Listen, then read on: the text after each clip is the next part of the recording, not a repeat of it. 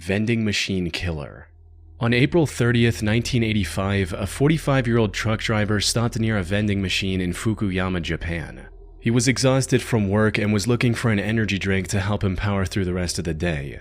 When he approached the vending machine, however, he noticed something surprising.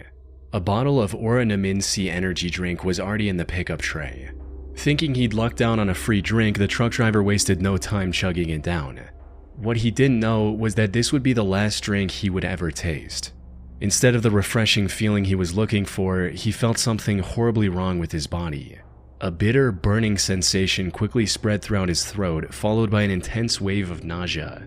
It wasn't long before he was lying on the road in excruciating pain.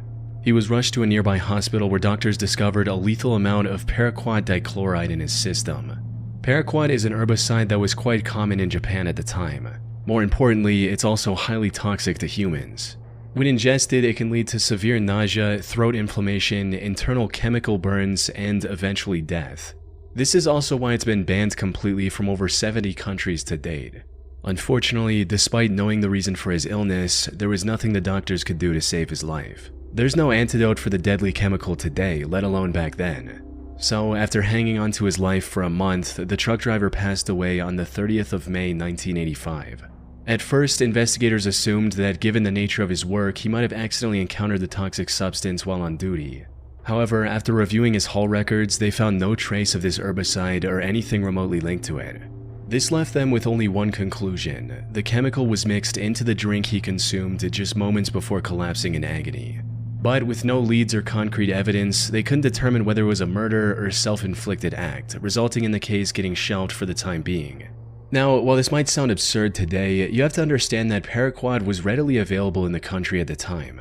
You didn't need any prescription or identification to purchase the chemical, leading to over 1,400 people using it as the poison of their choice in 1984 alone. In other words, the possibility of it being self-inflicted was just as high. However, just as the investigators were about to give up on this case completely, they received tragic news. Another person had fallen victim to the same poison after consuming Oranaminsi on the 5th of September. Then another 6 days later, and one more 2 weeks after that. By this point, it was clear that someone was deliberately poisoning vending machine drinks across Japan. This was the work of a deranged serial killer. Unfortunately, this supposed killer was also extremely thorough. He didn't leave any fingerprint or DNA evidence on the drinks he tampered with, and only targeted vending machines with no CCTV cameras nearby. As for why his victims willingly drank the unknowingly poisoned drinks he left behind, that had to do with the buy one get one free promotion Oranaminsi was running around the time to entice younger consumers. However, since some people only wanted the one drink, they often left the second free drink near the vending machine as a gift for the next person. This was common enough that people didn't find the laced drinks suspicious and drank them without a second thought. Sadly, this method was terribly effective. By the end of the year, this mysterious vending machine killer had claimed the lives of 12 victims and had severely injured 35 more. But as I mentioned earlier, this killer was a master of hiding his tracks. He operated all across western and central Japan, as well as Tokyo, making it near impossible for investigators to pinpoint his location. The lack of evidence also made it difficult to figure out his motive.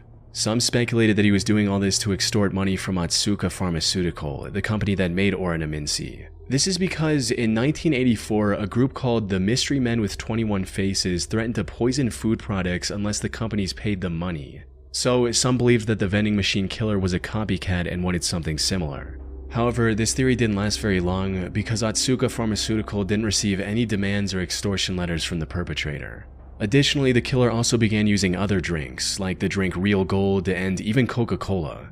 Hiroaki Iwao, a Tokyo professor of criminal sociology, proposed a more disturbing theory regarding the killer's motives. He stated, "It is not uncommon for Japanese who live under tremendous pressure, both on the job and in overcrowded communities, to let out their frustrations by hurting someone else.